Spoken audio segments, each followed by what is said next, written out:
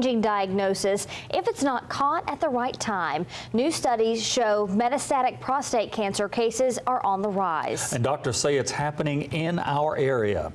News Channel Line's Stephanie Santostasi joins us now to tell us why that is and one patient's advice. Stephanie. Kelvin, Latricia, in 2012, the U.S. Preventive Services Task Force recommended against PSA screening for men. The task force believed the number of false positive results just led to unnecessary treatment. Doctors say this lack of screening has now increased the number of men testing positive for an advanced stage of prostate cancer. Tonight, one man describes how the disease has changed his life.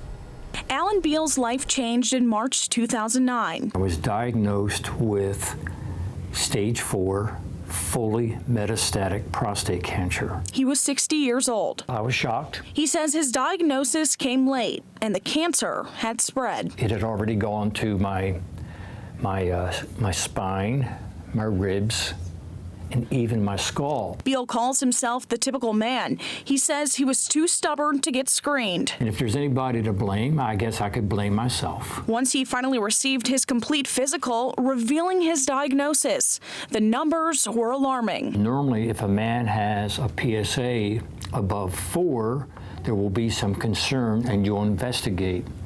My number was 3,728. Numbers Dr. Jeffrey Mullen says he's seeing more often. Why? And if the government's telling our primary providers to not screen, then it's happening at decreased rates, which is leading to the problem. A problem Mullins believes can be prevented with PSA screening. The concern is that men in their 50s aren't being screened, and you get a guy who's in his early 50s who potentially has 30, 40 years left to live, who's now dying of a preventable cause of death. Men like Alan Beal don't ever get to the point that I'm at. In his case, it was too late for him to have surgery or radiation.